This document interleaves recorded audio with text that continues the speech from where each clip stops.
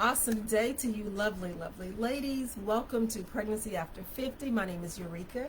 And guess what? Finally, I have this lovely, lovely lady that I've been wanting to share with you guys for the longest. So, this is Miss Kurgat. She is going to share her story with us and just enlighten you and maybe inspire some of you. No matter where you are in life, you have the ability to do what it is that you desire to do.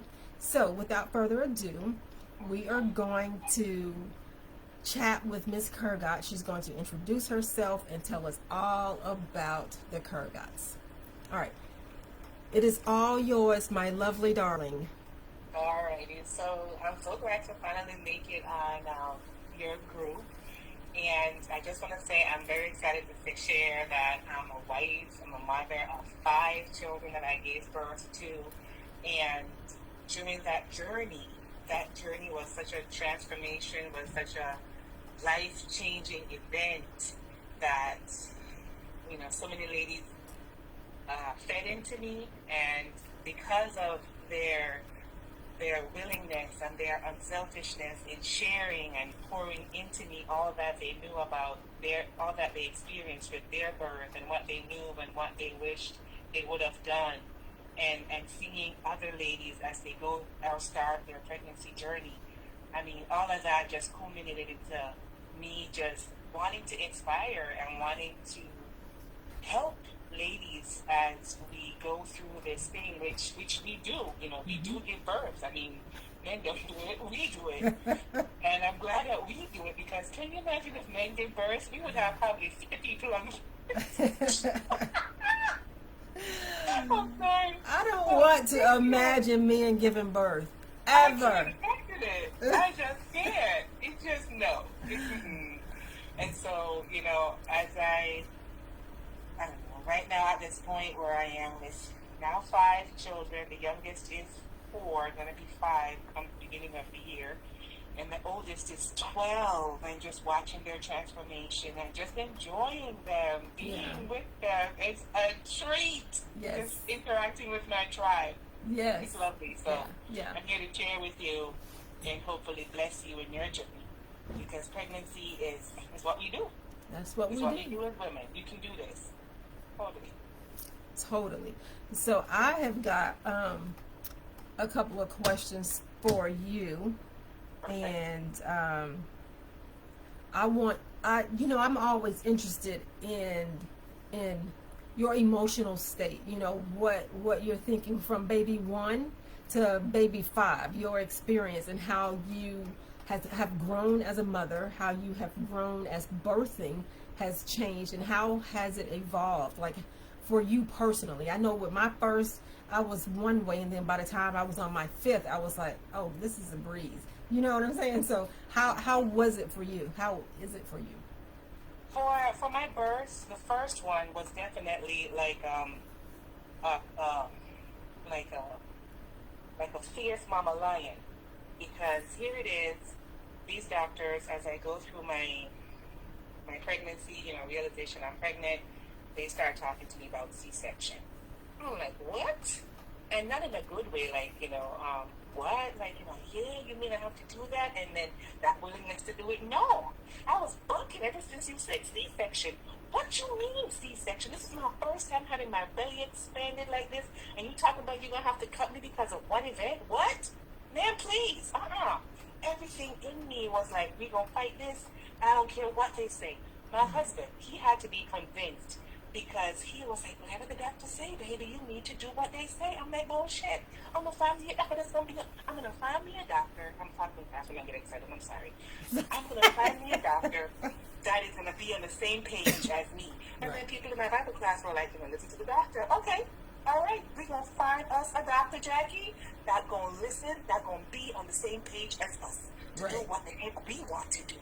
Right. Because, okay, fine. So the reason why they were saying I have to have a C-section was I found out I had fibroids. And I'm sure with the fibroids, there is a spiritual thing with that too. Like, I really wanted to have a child. I'm thinking, this is what I'm thinking. This is just theory, and I don't know. Maybe you can speak on that, Eureka. But I had fibroids, and they were saying it looks like I'm 4 months pregnant. So I'm like, crap, am I gonna do the thing where you can put the little pellets and stop out and cut off the blood flow and let that stop the growth of the fibroids, or am I gonna take them out? I was hemming and hawing. I didn't know which way to go. I was indecisive. And so finally I said, just cut the thing out. Just cut it out. So I had the surgery scheduled, and I cut it out. It was a myomectomy.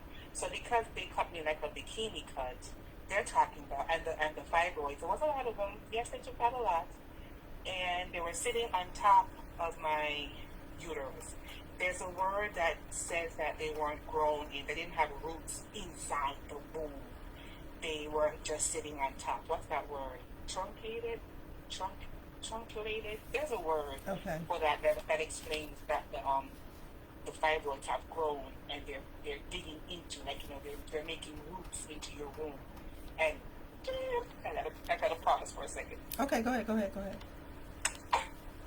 So, ladies, this is one of those things where you have to make sure that you are strong enough to stand up for yourself. If you're going to be a part of the system, then you need to know that you are a part of a system and how to operate within that system, right? So it's like if you're playing Monopoly, then there's rules to that game. So when you are participating in those games and using their facilities and all, and I'm not saying they as in if it's a bad thing or not. No, that's not what I'm saying. I'm just saying whichever avenue you choose to give birth in, understand that there are rules to that avenue. Okay, there's a way to cross the street within that system.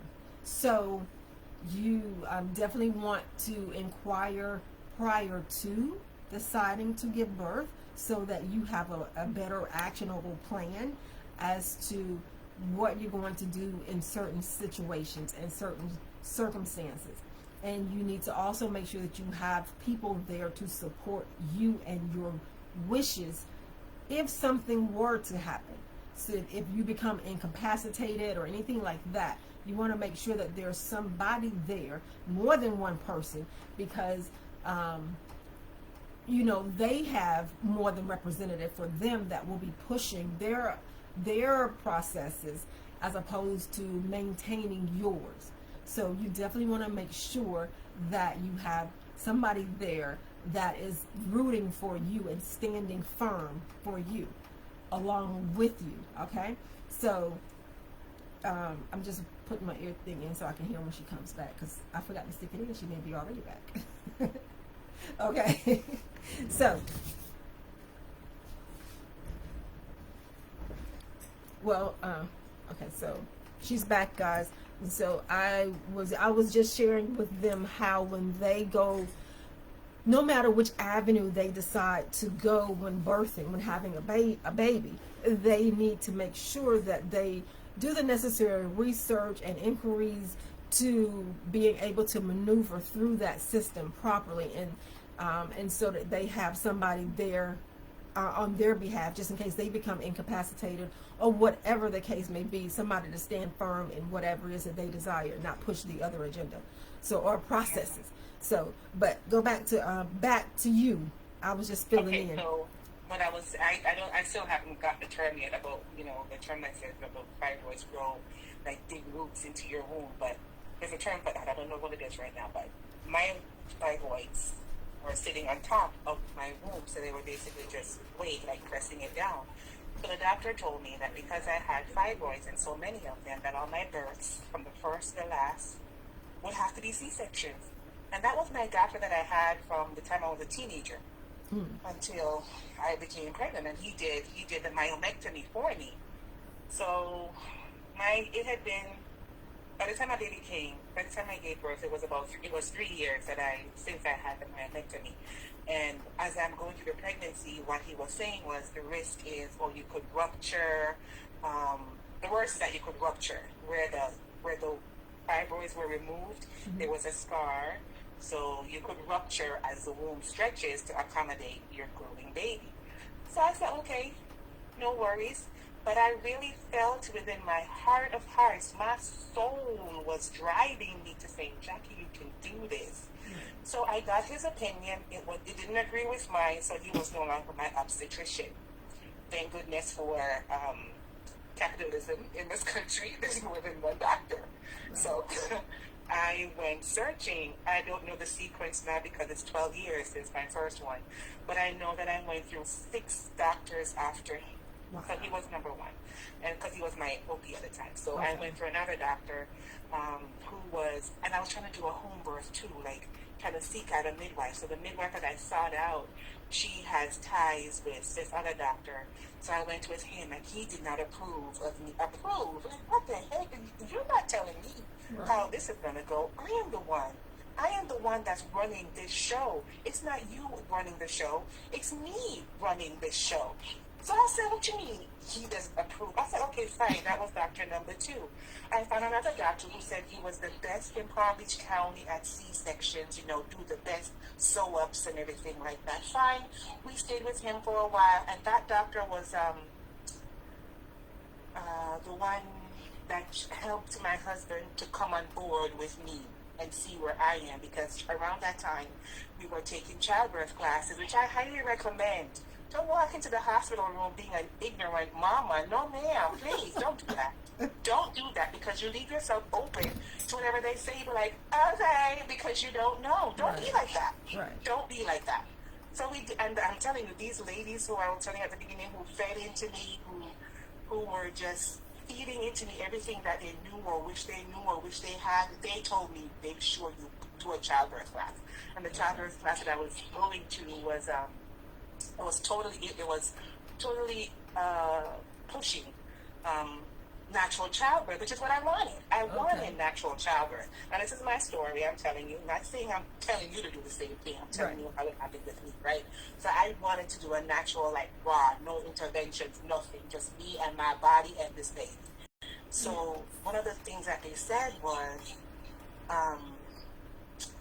what I was saying with this was this doctor, he said, this doctor helped my husband to change his mind and come on board with me. So one of the things that they were saying was that, the doctors will push their agenda. They will do whatever is comfortable for them. They will do everything that's low risk for them and everything like that. And, the doctor, they determine what kind of birth you will have if you let them like that. Yeah. So I said, listen, I'm going into this thing, and it's like I'm so full of fire. I am so full of fire, so energetic. You're not going to give me any, no, I'm not going here to be cut, okay? I came here to give birth. And if you can't sign on with me to give birth, you're telling me how good you are at C-sections and sew-ups, I don't want to hear that. So my husband had to level with him. And he had a good conversation with him. I was just standing by listening as this my husband of mine came to realize and jump on board with his wife. Because the doctor broke it down saying, he went to college and he did put all this much time into building this livelihood and this practice. And one thing that he's really good at is C-sections. Now, being that there's a slight risk of whatever that could go happen, or whatever could happen with me having had the myomectomy and me possibly having a rupture, he just would recommend and feel more comfortable if I would just go ahead and sign on with him and do a C-section.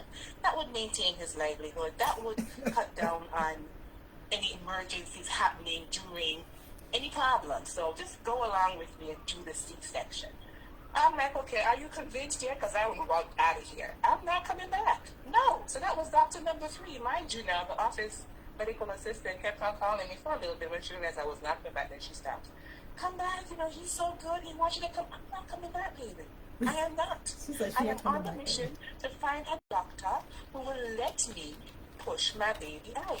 So yes, with all the doctors that I went to, my first doctor, he had to file with my surgery and how the myomectomy was removed and all of that. Mine were burnt off, like the fibroids, all of them. They cut them off and then they burned the site. Cut them off and burned the site. So I was in a little bit of pain afterwards because it's soft tissue. But then after 6 weeks, it wore off. So finding another doctor, and so it went, until I found, and they were all telling me, oh, you won't, one doctor told me, you won't find a doctor in Palm Beach County or in this county that will do that for you. I'm like, okay, watch me. So I did. And that came purely, I'm saying purely, that was sent to me from my Heavenly Father. Because I was in front of my computer at work trying to find another doctor. And you know how they give you a list of providers with the insurance? Yeah. And something says, the voice was saying, try this one. And I called. He saw my paperwork with the history of my surgery and how they performed it, the documentation and all that. Mm-hmm. And he was like, sure, why not? We can give it a trial of labor. But like I was telling you earlier, sis, it wasn't going to be no trial, baby. We're going to burst this baby out. I'm going to bust that little hole right in and push this baby out. What you say? This is the first doctor. He's now the seventh doctor. He's now the seventh doctor. And he's the one that's giving me a chance to do this. My husband was there with me, and I was like, that's all I need to hear you say. That's all I need to hear you say is that you're going to give me a chance, because I feel in my heart. And you know what? The main determinant of your birth is you. Right. If you are panicked, if you are unsure, if you're like, oh, you know how we get scared. And listen to me. Own your power. You are a woman, goddammit. You are a woman. You are a woman. You talk about master problem solver. You talk about somebody who will make a way where there is no way. You talk about help me, like somebody who is equipped to fix all the problems that these men bring to us. You're a woman, mama. Your husband, boyfriend is relying on you to bring them that prize in your womb. Yes, baby. And you know what? You have been chosen, you have been selected, you have been elected, so own your power and push this baby out, because you got this. And that's what was propelling me. Like, after hearing these three ladies and their stories, I was like, oh gosh, I am so done. There is no way. And then the Bradley method of childbirth is called husband coached childbirth. Okay. Equipping my husband, telling him what he needs to do. We went to the class together. We didn't miss a class. He was feeling so empowered. And I'll tell you, with this first baby, my husband really stood up for me. I had a doula. Thankfully, I had a doula with my first, and she was willing to come with me. And she talks about me all the time. I gotta pause, my dear. I gotta pause. Go ahead. So for those of you that are not familiar with doulas, doulas are those, hold on. Let me put my ear thing in so I can hear her when she comes back. So doulas, okay. So a doula is somebody that helps you during childbirth. She is going to support you physically, mentally, and guide you. So Sis can better explain what a doula does and is. She actually is a doula, so that's why it's so important for her to be a part of this. She is extraordinary. Like, I've birthed 5 children myself. I do have 6, however. I do have a stepdaughter, and I do have a couple of kids that I have raised that are just not even in that mix. So, but she's very, very inspirational when it comes to helping you maneuver through pregnancy. And you will get to that point where you're going to need a doula, or you're going to want to converse with somebody on some different things and find out more information about what you can, or what are the options out there. Like, when I was giving birth, I didn't know that I could have a home birth. I would have so rather have a home birth. But I was always taught, especially in my community, that when you have a baby, when you're pregnant, you go to the doctor and not the midwife. When you get ready to give birth, you go to the doctor. You fight the traffic. You get there. Even if you have a baby in the car, you do your best to get to the doctor. That is the most asinine thing I've ever heard. So, oh, are you back? Yeah, I got it in. So, at any rate, I would have loved to have home births. And so, because I did not know that that was a freaking option, like, I sometimes been like, doggone it. So, at any rate, she's back. Let's get back into it. Okay. I will tell you about. What was I telling you about? The well, I've been doing. I got myself worked up talking about not having the opportunity to not knowing about the home birth. So that was the husband coach birthing, the husband coach Yeah, childbirth class. yeah. Empowering you, because your husband. I mean, both of y'all came into this. Some cultures, I know the husband is not there, but even still, I mean, before it really gets intense and you need only the doula or the midwife, your husband can definitely support you as you labor. So it was important for him to know what to do to keep me comfortable. Yes. So he was, after that third doctor, he was definitely on board and willing. So what I was going to tell you was that my husband was very impactful when it came to the first pregnancy, the first birth, because definitely he was present. I mean, he was tired, the midwife, the doula, I had a hospital birth the first time.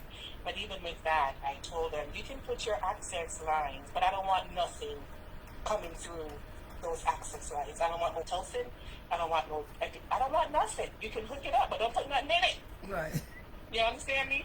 This is only like if I need to be saved, life or death. But I don't want it. Right. So, as I'm there laboring, he was tired, so he slept a little bit. The couch was there. But when the baby was actually coming, and that was definitely like a point where I'm laboring, she's taking me, my doula, she's taking me to the toilet and having me squat and then get up. She tried to have me with the ball. I didn't like the ball.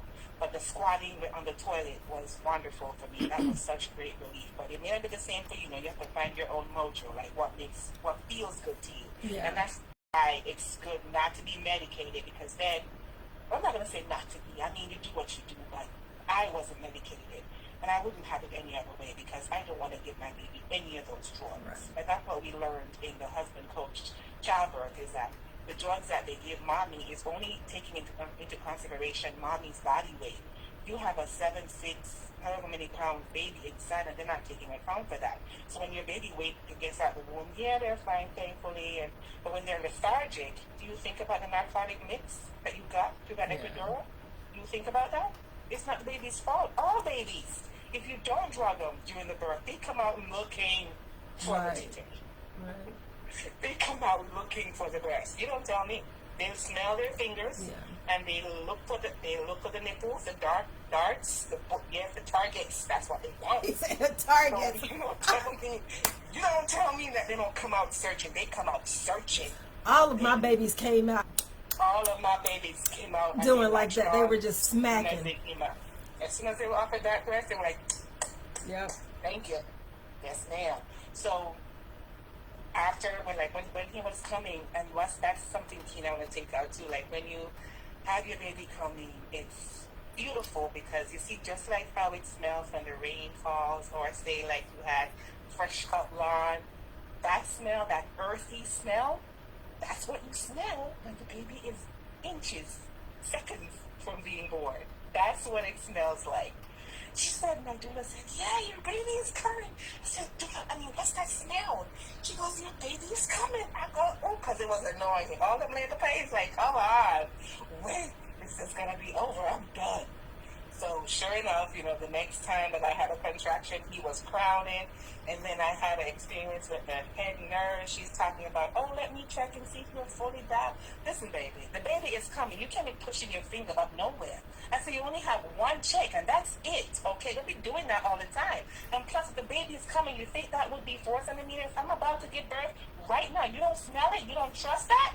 Don't put your finger in there but once. And that's what I told her. Oh, my goodness. This is mad cootie. You don't pushing your finger nowhere. So the birth came, and then the thing I didn't like about the birth too was, I don't know these people, but all of a sudden, as your birth starts happening, your room, which had probably 4 people, you, your husband, maybe a nurse. She wanted to hang around, and then my doula. But then it was just full with people. The doctor, whoever else, and honey, all these people, where y'all come from? All just zero in on your twat. Like, listen, I don't like giving birth spread eagle like that anyway. And I was like, this is not, I don't care what I gotta say. This ain't happening no more. Nobody's gonna be hot. No 50,000 eyes gonna be on my twat. As I know, that's not happening. So that was one. But nonetheless, he came out, and as the doctor is there, I'm a doctor too. The doctor wasn't even my doctor. My doctor was on his way out to some situation. He had a death in his family, so he had to go see about that on the day that I was laboring, on the night. So he wasn't present. So I'm like, okay, fine. So I had his other partner in the office. And when this man came, this man wanted to act like he wanted to just tell me what he gonna do. He had his scalpel. My doula was like, Jackie, he is gonna cut you. I said, ooh, cut what? Cut what, doctor? My husband said, doctor, I'm sorry, but if you cut her, I'm really gonna have to punch you. He put the scalpel down. I was able to push out my son. No assistive devices needed. No cutting needed. Just give a chance. Right. And plus, I think they kind of like let me rip too because they spread my legs too wide. Yeah. You know? Yeah. So that's just me. Because I ripped a little bit, but it wasn't traumatic. It just like a little tear. But still, and then with that too, you don't want them cutting you. Right. Your body will relieve the pressure, the tension, wherever. And it's just your mentation. It's all mind over matter, ladies. Yeah. Really, honestly, all I can say is it really is mind over matter. If you're not calm, if you don't trust somebody, or you don't have people around you that is looking after you, that you trust, or you don't feel comfortable, you're gonna freak out, and shit gonna hit the fan, and you might not even make it. You understand? Yeah. You have to prepare for this in terms of having people around you in there during that time that you feel so comfortable with, and you're confident that they know what you want, and they will defend what you want. You know? You can't have people in that you don't even know that's telling you, no, this is not the time to second guess. You understand? This is the time where you need to put forth and throw down and just be about it, you know? Push it, and that's what we're going to do. That's what we're going to do. And then you can hardly push with them spreading your legs like that.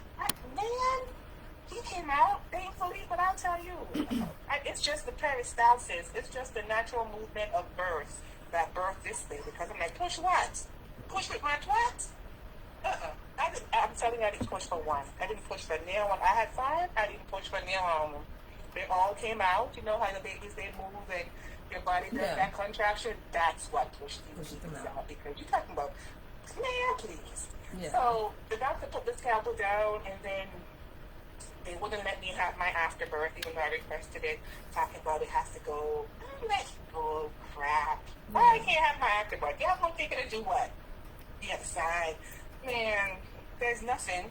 So I guess in the hospital I'll probably have some law against it now. I don't know. It's been years. Yeah, you know, they make you sign all these papers. When you sign the papers initially, you're signing that away. So, but that will be for another topic, ladies. I'm going to make sure I cover that for you.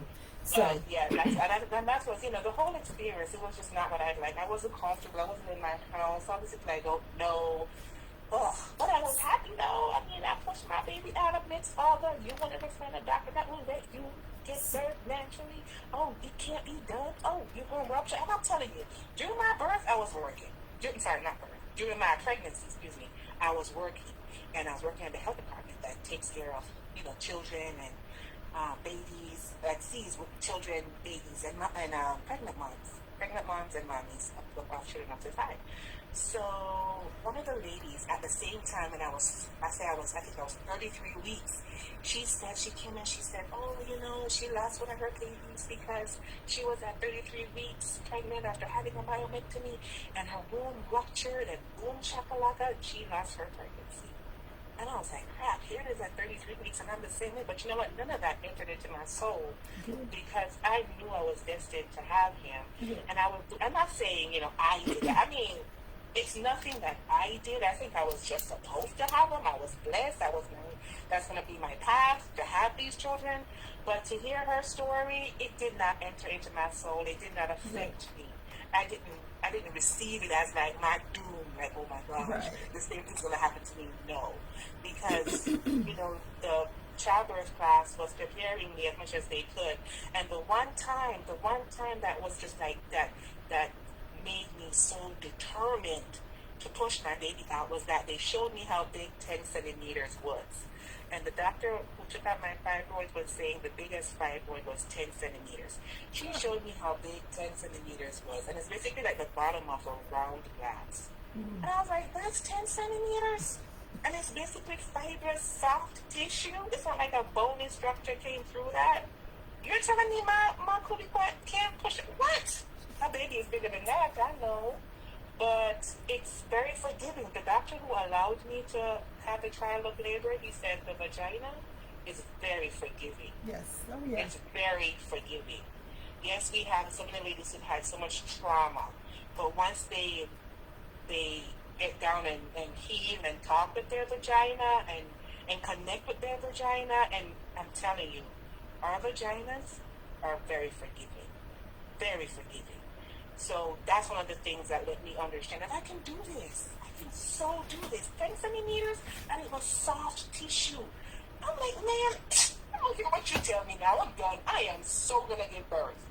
So, what?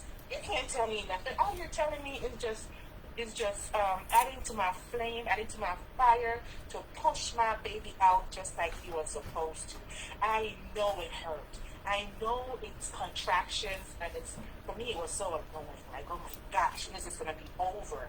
It wasn't pain like the same pain you have when you hit your finger on the stone, or you hit your finger with a hammer, or you stub your toe on a rock. It's not the same. No, it's progress, because baby want to come out too. So it's wonderful when you're unmedicated or lightly, I guess. I'm not gonna say medicated because I didn't do medication. It was wonderful in my experience because I could feel whatever he felt or whatever he was doing. I could feel it. They had something on my belly that was like, the nurse would come in and just kind of like bother me. Oh, baby doesn't like on that side. Baby doesn't like this. I'm like, lady, get out of here. He's fine, okay? He's fine. I'm fine. He's fine. Yeah. They had that monitor, and you don't want them to put that thing inside, that monitor inside your baby's head. You don't want that. And that's why I'm saying you really need to know all the equipment that they use in birth. You want them putting tongs in your clot? You want them doing that? You want them putting a little what's that thing, a little plunge on your baby's head to suck him out? Yeah. It's all your mentation. I'm telling you, that book by Ina May Gaskin, that was a game changer for me too, because it's all in your mind. It's all in your mind. So I will be giving away this book, ladies. If any of you ladies, I will get 5 copies of the book, and I will give out 5 copies. So if anybody is interested in this book, it is a really good read, and you should definitely just follow her.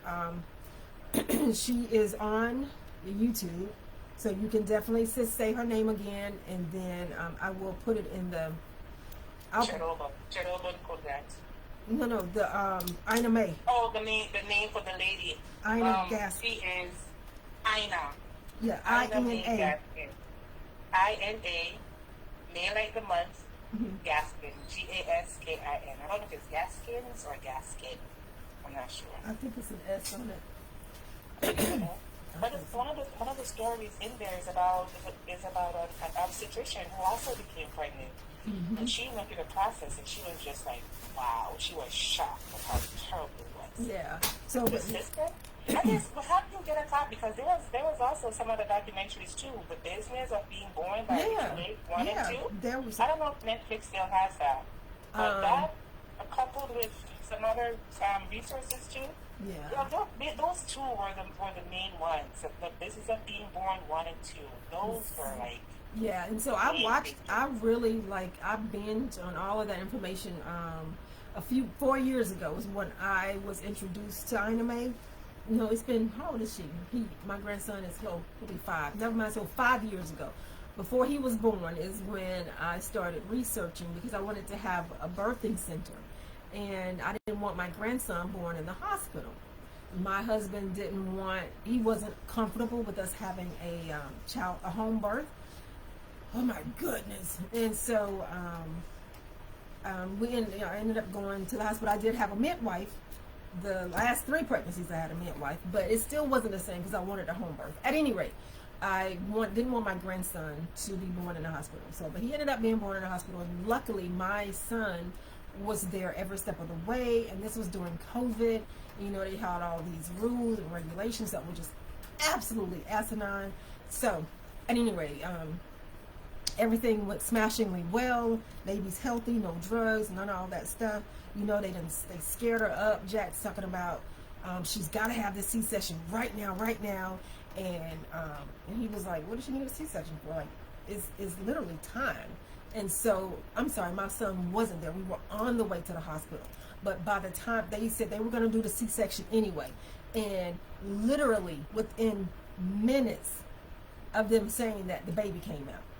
And then we showed up. Like it was like, bam, baby popped out. Boom, here we are coming through the door. It was literally just like that, you know. And girl, and she was, they scared her, they frightened her. She's a young girl, they're saying the baby's gonna die if you don't have this cesarean. And she was like, oh my gosh, I was just fine, like, what are you talking about? And yeah, so they were really trying to bully her, and they were like, well, we're gonna have this cesarean, we're gonna do this now. And the baby came out, was like, you know what, they are not about to do this. Bam, my grandson came out, and then we came right in the door after that. So, and then what did they say when that happened? They had nothing to say. No, nothing at all. It was You know what, it was one of those chances that, it just worked out or something, they were saying, because we came in on a tail end, so we didn't realize what was going on and how they had just tried to bully her about doing that. And it was just stupid. So ladies, when you 5 years ago, you said? My grandson will be 5 this year, so yes. Just around the same time as me with my 4-year-old now, but it's going to be 5 soon. Okay. Yeah, it's the same. It's the same kind of ridiculousness. And how they try to strip you of your defenses. Yeah. Let you be able with you and just attack you. Yeah. That's not right. So, ladies, we will have more conversations on this, so you guys are equipped and ready. And then I will also provide some birthing centers that you can utilize with some doulas and some midwives to help you, better to help you have the type of birth that will be memorable and exciting for you, your baby, your husband, your partner. So we want to make sure that we provide these things that you wouldn't otherwise know about. I didn't know about home births. Oh my goodness, child! Listen. Had I known about home births, all my babies would have been born at home. I think I would have had more kids just to have them at home. But my husband would have been like, "Stop, lady, stop." And I was really trying for twins. My husband was a twin, and they skip a generation. So it wasn't going to happen in my generation. But anyway, another story. So, Jax, what I want to know is, so tell me how the pregnancies progressed. So from the first pregnancy, at what age was the first pregnancy? How old was I at my first? Yes. I was 34 when I gave birth. Okay. Okay, so then that was the first one. And so, did the pregnancies become easier for you, or did you become more comfortable? Do you know what I'm saying? Like, how did you, each pregnancy, how was it different?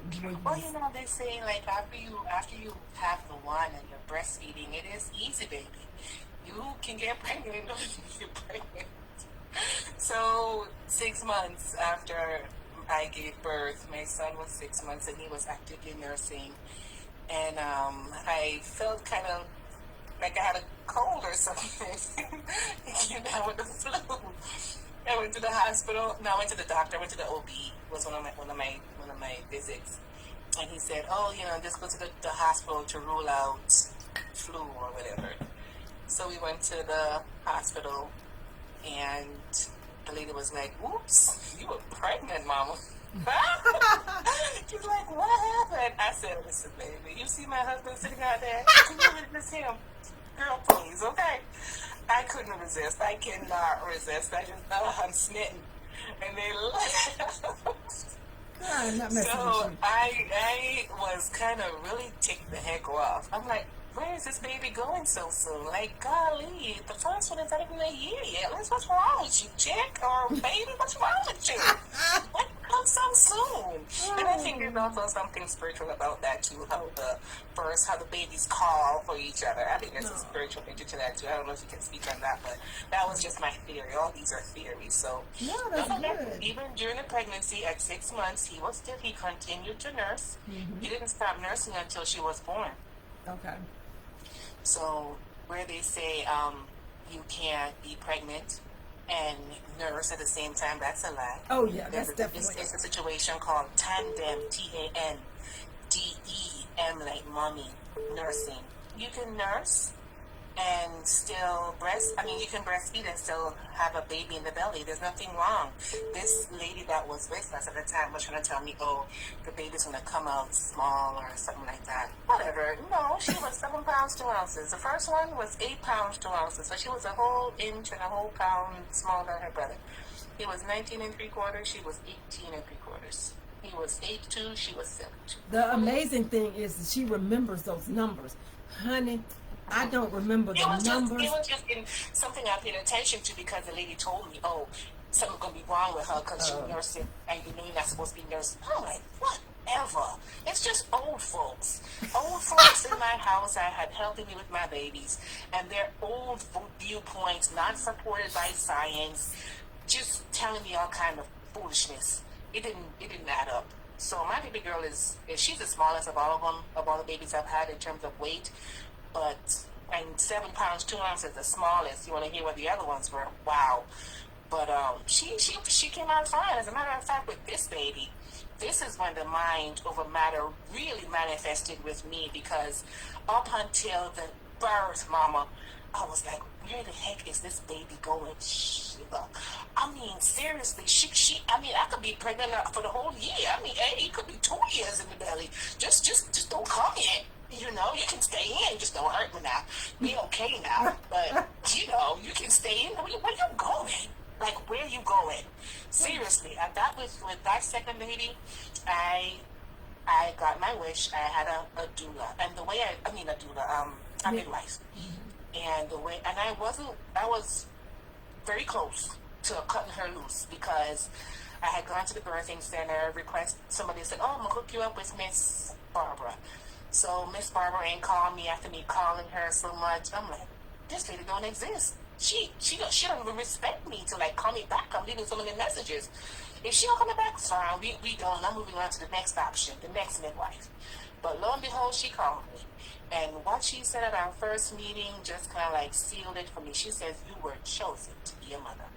And then she started telling me the process of her story with, you know, being a midwife and how so many moms had tried, you know, she experienced and, you know, something along the way happened and da-da-da. She said, you are chosen to be a mother.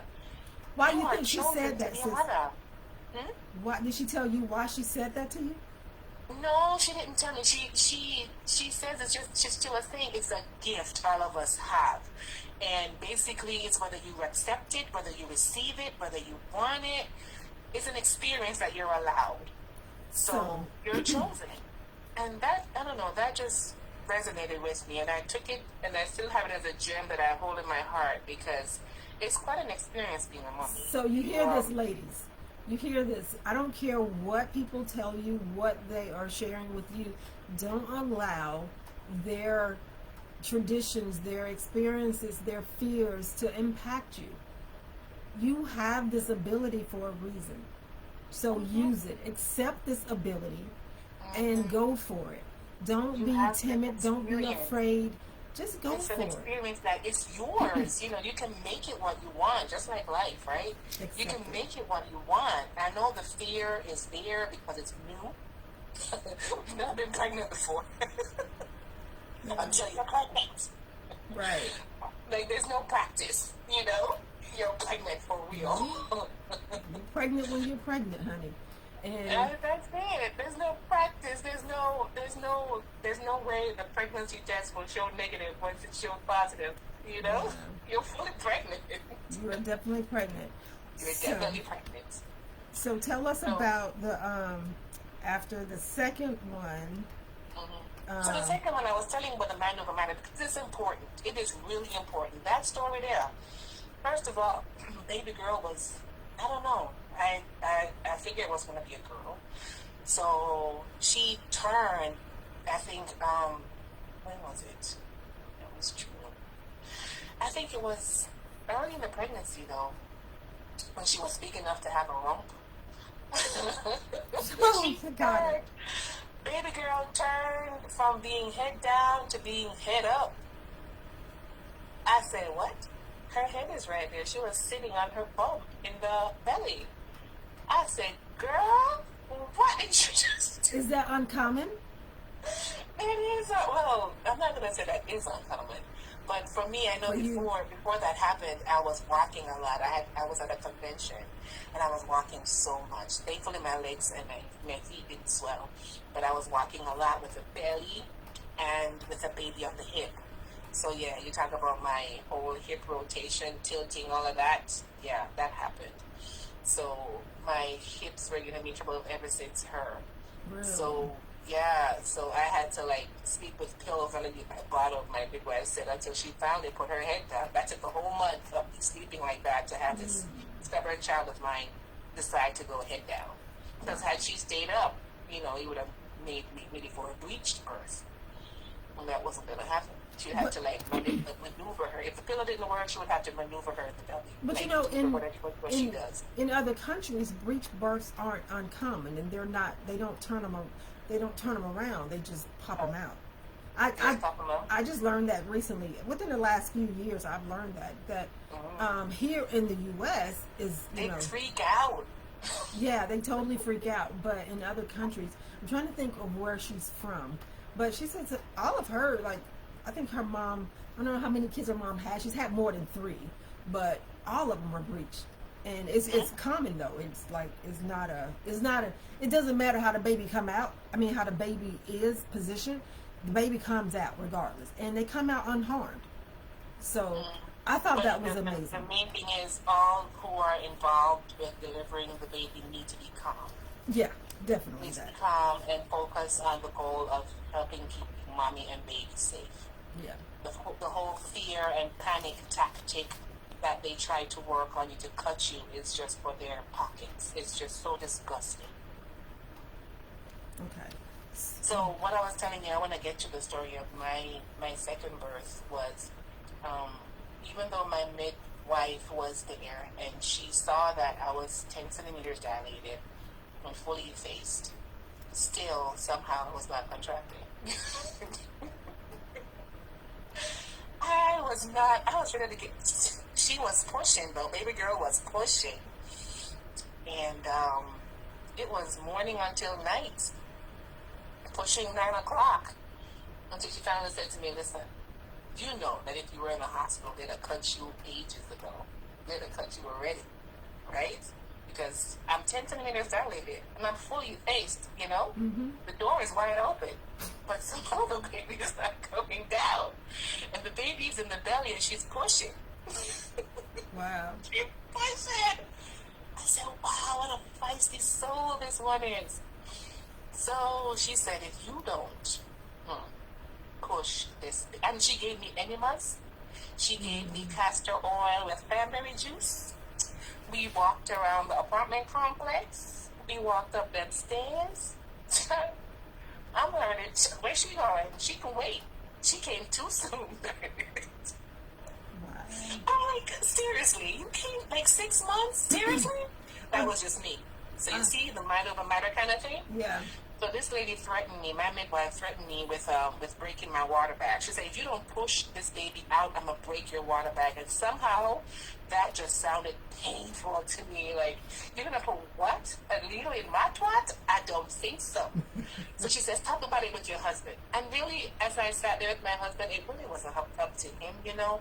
I mean, yeah, he sat there and he was like, oh, let's have the baby. And I was laboring on my toilet. I'm going to tell you that right now. Mm-hmm. My birthing stool was my toilet. Yeah. I felt comfortable being on my toilet. So he came out the room with me and he says, let's just push her out. Let's just let the baby come. I said, okay, fine. So my midwife said, she said, you started vomiting like you were having an exorcism. Wow. She said it was like, ah. Oh my gosh. She said, I said, really? She said, yes. You were like you were trying to just fight with the forces to just let go. And finally, I was in the bathroom. I got up and I was gonna go in the birth pool because that was my first home birth, and the birthing pool was there in my bedroom, and it was full and was ready. I kid you not. I'm standing up. They're taking me, preparing me to go into the birthing pool, and this stubborn child pushed her head out. Leg up, the whole body came out. The midwife assistant caught that baby. Wow. I said, what? Within 5 minutes, my midwife was still looking for that needle to go break my water bag.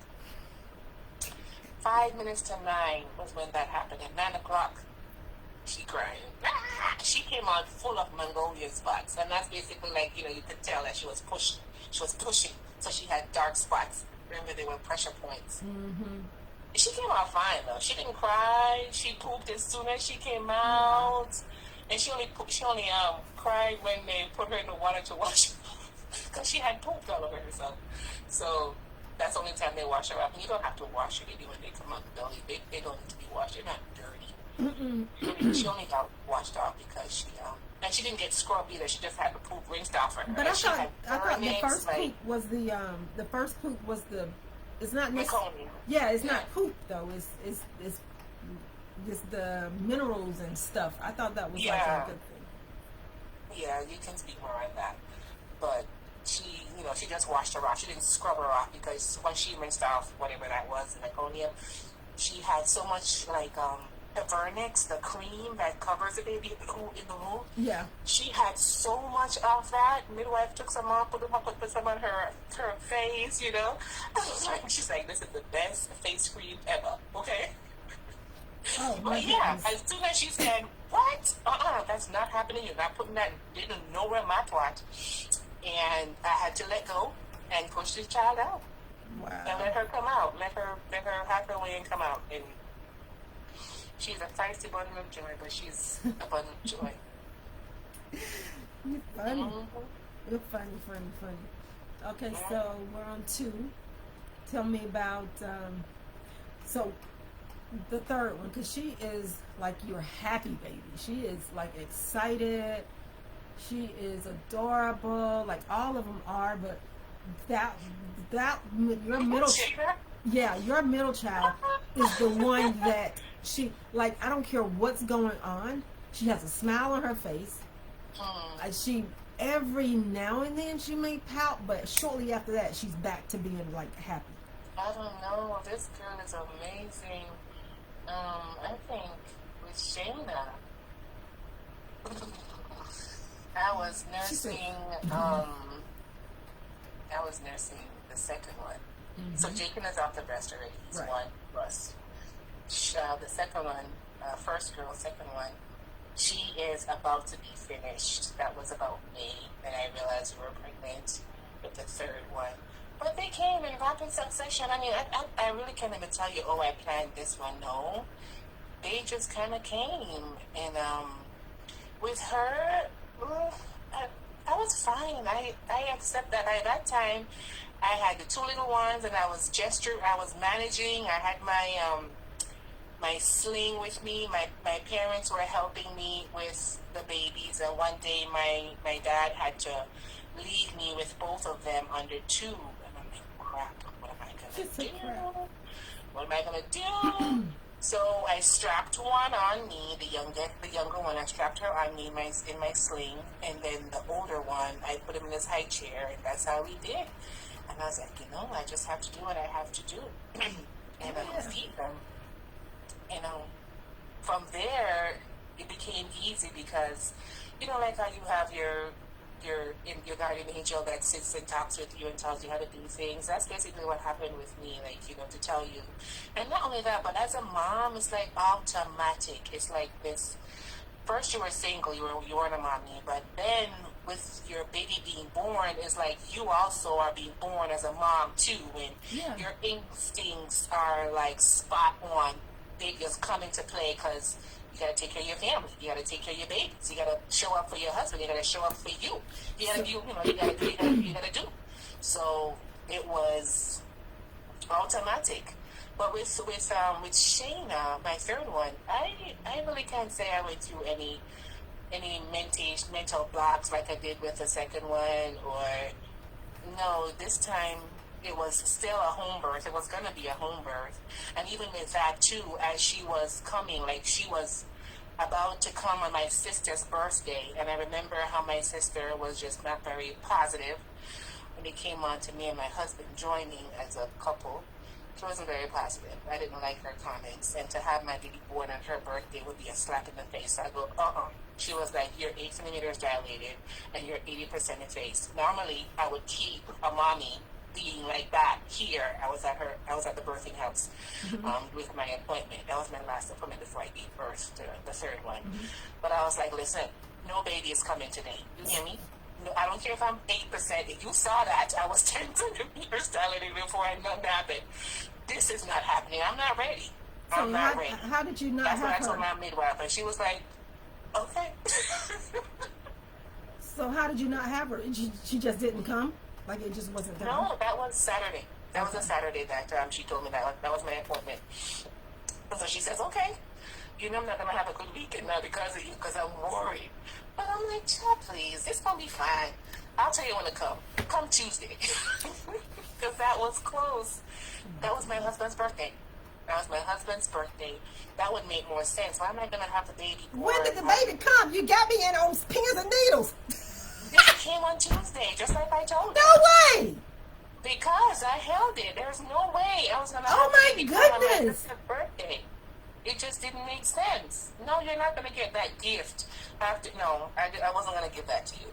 Why? With it being so close to my husband's birthday, let her come on her daddy's birthday. Now they're twins forever. Now, So ladies. that's what happened. Tuesday morning, that same Tuesday morning, I called her, but I woke up in the morning and because one of the clients I had in my office, before I stopped working during that week, she said, have pineapples. Eat pineapples, and that will let your labor just start.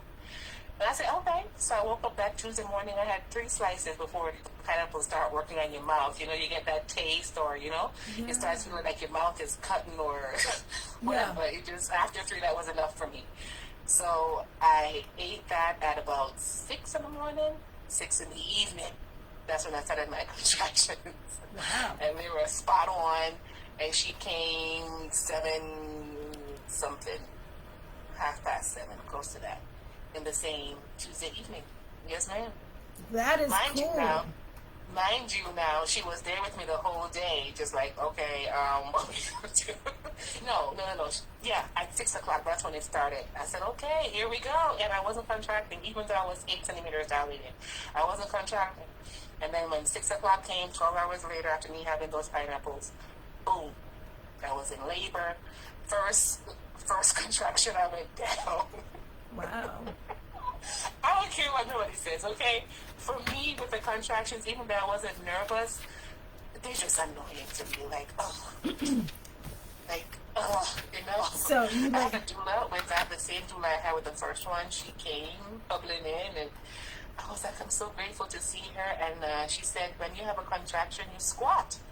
So I was like, huh? She's like, yeah, when else are you going to move? Squat with the baby. So I was there by the second baby's crib, and I was just squatting with each contraction, and I knew that with the next one, with me squatting, she would come. So they had me go on the bed, get up on my hands and knees, be on all fours, and boop, she came out. Yeah. The next contraction, she was out. Okay, so we got to get through these. When I was telling you that I didn't push for her. That was a contraction. I pushed it out. I didn't push. So we got to get through these last 2 so that I don't want to. So baby number 4 came. It looked like as we moved, we were pregnant, but that was just how the process was. So baby number 4 came, and that is such a beautiful story with baby number 4. It is such a blessing, that baby, because we were saying okay 4, but I was like, I don't know, we're done when we're done. But so at that time, we had 2 daughters and 1 son. And I'm like, the son needs a company. And not only that, but the son requested a brother. Right. And I said, baby, I can't control it, but I'm gonna do my best, okay? So before the brother came, which is the fifth one, his sister came, and they're birth month twins. They're born in the same month. But the story with that, my husband and I were like, okay, let's just go again. And it wasn't like it was anything we had to do. We were just fertile. We were just blessed. I mean, we were just blessed. I can't say, oh, it wasn't a struggle for us to give birth, to have baby. So with her birth, before she came, she was at 4 months, and where I was working, one of the clients was like, "Oh, you're pregnant?" I'm like, "Yeah." She says, "You have everything yet?" I'm like, "No, I have time. She's 4 months. I have time." So she was like, "This is what." So she said, "You must be what this was for." I'm like, "What are you talking about?" She says, "Come to my house Saturday." And so I went to her house. But, it was a client that I had established a relationship with. We were cool. So she invited me to her house. And then when I went there, this lady unloaded me. She unloaded on me. She gifted me 4 ginormous garbage bags full of baby stuff, all for girls. I said, what? She said, yes, somebody just gave them to me. So I don't have no girls. I don't have no babies. I mean, all my boys are grown. So I said, oh, wow, this is amazing. I mean, amazing. I didn't have to buy anything for that baby girl until she was a year. Oh, well, that's good. Nothing. I mean, no bottles, bibs, nothing. Oh, that's what we need to talk about, too. And then not only that, but baby girl was 9 pounds at birth. So all the little 0 to 3, no, that wasn't fitting her. Wow. 0 to 6, 0 to 4, that was what she started off with. So, and then the good thing is, my husband was able to gift one of his co-workers with the clothes that didn't fit her, and it worked out perfectly. It couldn't be more perfect than that. It was perfect. Okay. But yeah, it was wonderful. The boy he was so happy. I mean, I said, well, he was a young man. He was a young man. But yeah. We get it. But, huh? I said, we get it. She said he was the young man. Not the so boy. he with his girlfriend, they didn't have anything for their baby, and it was a girl. Wow. And so there it is. It was perfect. That worked out so perfect.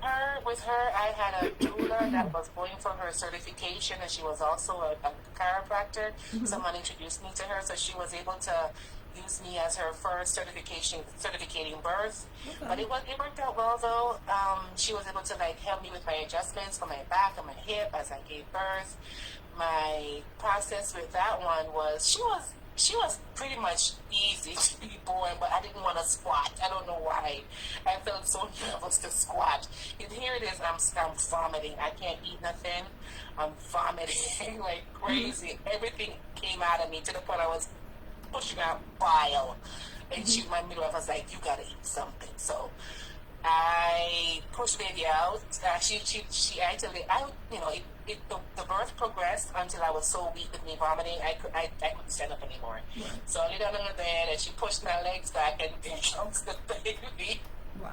She just had to push my legs back, but I was on the bed, so I felt fine. I wasn't scared, but I didn't want to squat like that, standing up, because I don't know, I just felt some kind of way. That was just my mentation. But she laid me down on the bed, and sure enough, she pushed my legs back. Boom.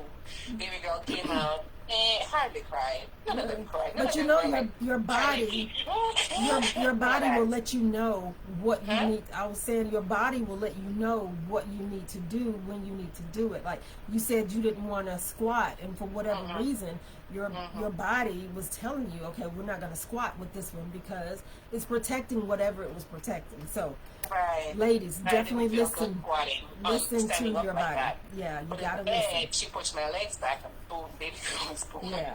She hardly cried. She was like, that was it. So, and then, that was finished. So that was that birth. But that birth felt fine.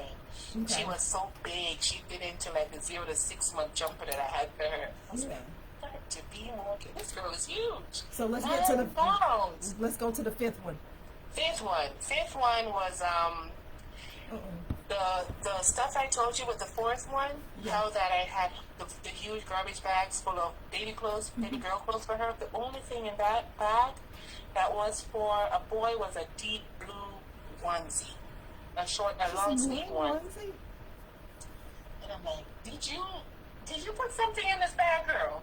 Are you playing with me? You put that in there? Yes, she did. She said, no, I didn't touch it. As the lady gave it to me. You came to my house and I gave it to you. I said, look at this. This is amazing. So I put that onesie over my bathroom door and I said, whenever you come, it's okay. Yeah. Aww. Whenever you come, whenever you decide to come, it's okay.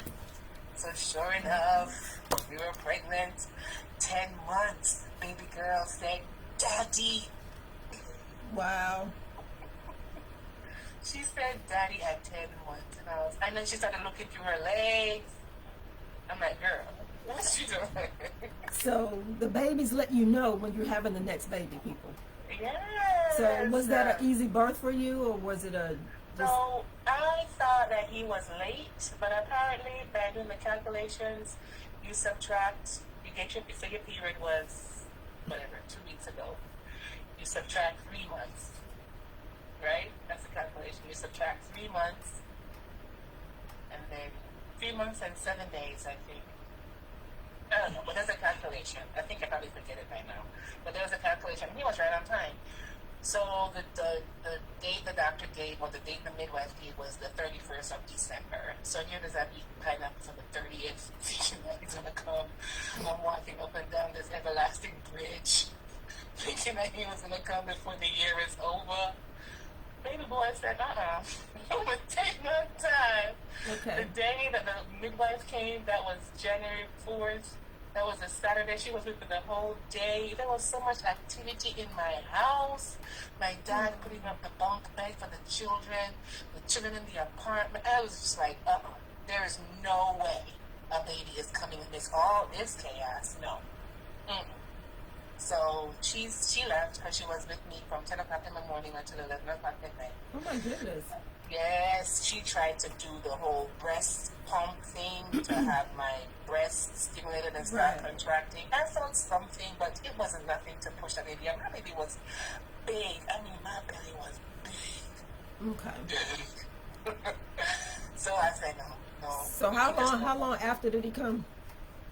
She left at 11. I called her at 3 in the morning. After the house had quieted down, after I had taken my shower, after I had at least napped for a bit, maybe woke me up with a contraction and say, I'm coming. I'm here. He's knocking at the belly. He's knocking at the vagina is what he was knocking. I'm telling you. So I'm coming out. When he got out that bed, I'm sorry. No, I was saying he's knocking at the vagina and saying, I'm coming out. Kicking it open. So I went to as soon as I felt the contraction, and another one passed, and I'm there tensing up in the bed. So I said, let me go to my favorite spot, which is my toilet, and labor. And sure enough, the contractions, they kept on coming. He was coming, really. I mean, he was pretty much there. So as I checked to see how far his head was, I didn't have to push my finger far. He was there. I could feel his head. Yeah. And she's like, you're just not calling me? So, ladies, you see, because the way my birth happens, yes, they may stall. Yeah. When I'm ready, it's coming now. Right. It's coming now. Yeah. And I don't go through the whole scream. No, that's just for show. I don't do all of that. You don't need to do all of that. You scare the baby. What's wrong with you? Well, I mean, and then you just, it's unnecessary. It really is. It's not necessary. And the last thing you feel like doing is doing all that yelling anyway. So, I was saying the last thing you feel like doing is doing all that yelling anyway. Yeah, I just need for it to be from your belly. quiet. You your core. And your core is busy. So your core is busy. So there was a doula that would have been with me, but then when I called her, she didn't answer. So I'm like, whatever. So I labored by myself. I had my doula, my first doula with the first and the third birth. I had her in my ears. Just, remembering what she would tell me, like squat with the birth and calm and, move with your body, do what feels natural for you. So I'm there, my husband is there with me, and I'm just doing my thing in the bathroom. Okay. And I call her at 3, and she's like, you're just calling me? You know how you boys go, you're just calling me? Mind you, I'm all the way up in West Palm Beach. And that's like an hour. That's like an hour from where she is, not in Miami. Okay. But man, I called her at 3:30. She was there by 3:40. Oh wow! I said, this this is what your Benz is created for. She had a Mercedes Benz at the time. I said, this is why you have Benz. She said there was nothing stopping her on the road. It was like it was open. Wow. And she just flew. As soon as she came through that door, the water bag broke. The baby was born by 5. And she came in at 4:40. So it gave her 20 minutes, 30 minutes to prep, suit up, whatever she had to do. Right, right. By 5 o'clock, the water bag broke. 5 o'clock, the water bag broke. No, not 5. Yeah, 5. She came at 4:20. 5 o'clock, the water bag broke. And 5:10, he was out. Okay. Okay. All on all fours on the bed, and we didn't even cry. Like, he hardly gave her a cry. She's like, give me some. This big old baby was so big. I couldn't believe it. I really couldn't believe it. Did I tell you how big he was? You haven't shared that yet. Oh, he was huge. How big? 11 pounds, 5 ounces. No year. Oh, damn. 11 pounds. What the hell? Excuse me, ladies. Listen. 11 pounds is a big ass baby. Okay? That's a 3-month-old, okay? That is. Excuse my French. What? Yes, baby. Listen. This baby was all for breast milk. All for breast milk. All. Listen. That's what I give all of them anyway. I would. Right. Yeah. Listen, people. When you have these big ass babies. That's it. I'm just that's all kidding. okay. If I have any more, but they're going to be, what, 13 pounds? That's You just okay. kept increasing in size, Mama. Like, what in the world? I said, you kept increasing in size. Yeah. My boys were small and my girls were big. Not big for me. All my kids are like 7 pounds, 6 pounds. I didn't have any 8-pound babies. My babies were just like regular. They just pop out and bam, I'm getting ready to go get something to eat. So that's it for me. I get to the hospital, maybe 20 minutes, and I'm pushing the baby out. I'm nursing them, and yeah, that's my pregnancy. It was like, yeah, bam, okay, it's time to go. Boop, boop, boop. So I really should have. No drama, no screaming, no. Oh my God, is it something? No. You need your energy for you. You need to conserve your energy and channel it in the right way. Don't nobody want to hear all that screaming and stuff anyway. Stop it. Animals don't do that. When a dog is giving birth, you don't hear nothing. You sure A don't. cat, you don't hear nothing. A cow, you don't hear nothing either. You don't hear anything but now that I think about it, oh my goodness. So, okay, so if you would, so out of all of your midwives, which one was your favorite? I know they all had a different. No, my midwife was the same from the first, which is the second pregnancy, all the way to the 5th. The same. Oh, same, snap. same That's amazing. I love her. Is she still amazing. practicing? I don't know. Okay. I don't know. She Okay. is amazing. She just has a calm demeanor. Yeah. That's good. That's what you want people in a midwife. Calm demeanor. Really calm. Really calm. Yeah. Really calm. I'm trying to think, which pregnancy did I have a midwife? I had a midwife. Which pregnancy did I start having a midwife? I think it was my third pregnancy. I got a midwife, and she was absolutely the very best. My second midwife, which was my 4th pregnancy, she was trash. I'm sorry. Okay, I take that back. She wasn't trash. She was absolutely amazing. However, the facility that she was working with, the group was trash. That's what I should say. She was amazing. I don't think she didn't stay with them long after me, but not the facility, but the group that she was with was trash. Did I say that? It was trash. So, but she was a really good person. So, but I absolutely encourage you ladies to have a midwife. Start thinking, I always tell you ladies about intentional thought. Start visualizing life after your babies. Now with Jacqueline's stories, you can visualize your births now. You can do that anyway, but you've heard it from somebody that has actually gone through it. For those of you that have not experienced childbirth as of yet, and you will, then take some of the stories that you hear from some of the people and incorporate yourself in there so that you're able to feel, you know, and to start preparing your emotions and your feelings to experience this. Okay? And a lot of you just, you know, like I said, hang in there. Don't fray. Age, time, all that stuff is man-made. Do not succumb to the man-made stuff. I'm telling you. Stay firm and stay convicted in your desires. Jax, do you have anything that you can offer ladies as inspiration for those who have not had them yet and for those who are wanting to have more? My thing is always just championing the spirit of a woman. I mean, we are so resourceful. We are such amazing problem solvers. Women, we do this. Look at the oldest lady in the Bible that had a baby. Her name was Sarah. She ain't had no C-section. She ain't had no C-section. And she was 90 what? Giving birth? When you give birth and you trust the process, you're meeting your maker, you're meeting yourself, you're coming front and center with yourself. Like, you don't know how strong you are until you have to be strong. You don't know how courageous you are until you have to be brave. And you don't know, and this is like your process. The labor that you experience with the baby is your process to become the mom you need to be for this baby that you're going to bring in this world. It is so important. So many ladies I've spoken to after they've had their C-section and they say they feel so cheated. And I'm not saying, you do what you want. Whatever I say, you're going to do what you're going to do anyway. But for those who are still not decided like what you want to do, there's nothing wrong with having a natural birth. Unmedicated, there's joy and there's relief in that. You see, like when it's about to be time for the baby to come, and they have that thing called pitocin. Pitocin does not give you a break, whereas your body does. Your body gives you a break because the contractions come and it gives you time to recover.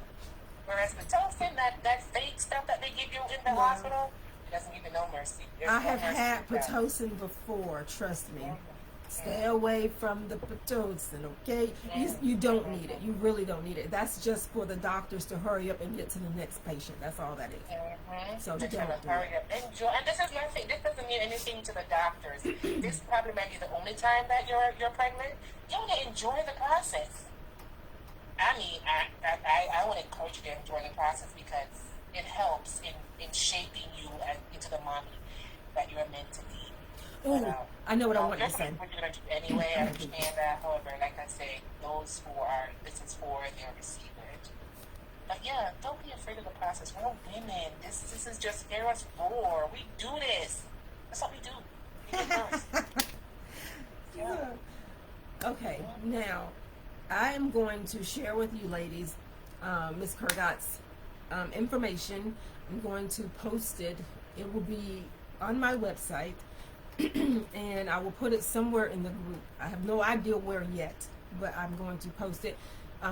She is an actual doula, and she would love to come to where you are and to assist you with your birth. So she does travel, and she would love to come and assist you. So if you guys are interested in that, like I said, I will post her info on my site and in the group. So you can definitely reach out, or you can DM me, and I will, like I said, I'll put her links and stuff in the group, so you guys will be able to have access to her. And let's see, there was something else. Nope, I didn't see it. Okay, so at any rate, thank you, ladies. For those of you that are Jax, thank you so much for coming. I keep looking at my phone because you're on my phone and not on the computer. So, and I'm looking like I don't see her, but duh. Yeah, so I hear her but I don't see her. So at any rate, that's the 5 key of mama brain. So just thank you so much for sharing with us. We will definitely have you back to talk to the ladies about doulaing. Is that a word? Doula week. Mm, Okay, that's not a I think word. so. We're gonna talk about the doula stuff, okay? Y'all know I'm crazy. Don't pay me no mind. So, but we're gonna have Jax on here again, so she can talk to us about being a doula and just having a doula and having that experience and what exactly a doula does and how you can choose a doula, which you want to choose her. She's absolutely the best. You know what I'm saying? So, I love you guys. I thank you guys. I know you've been on here a while, and I appreciate it. So if you are, I know most of you will watch this on the replay. Like, comment, do all of that jazz. Join the communities. You know what to do. If you're on Facebook, if you're watching this on YouTube, what is it? Subscribe, like, comment, all of that jazz. So whatever it is you're watching this on, do what's required to boost me. Okay. I don't know. I always forget to say it, so I'm saying it. But anyway, I love you guys. I thank you so very much for sharing your energy with us. We are very, very appreciative and grateful. And so thank you.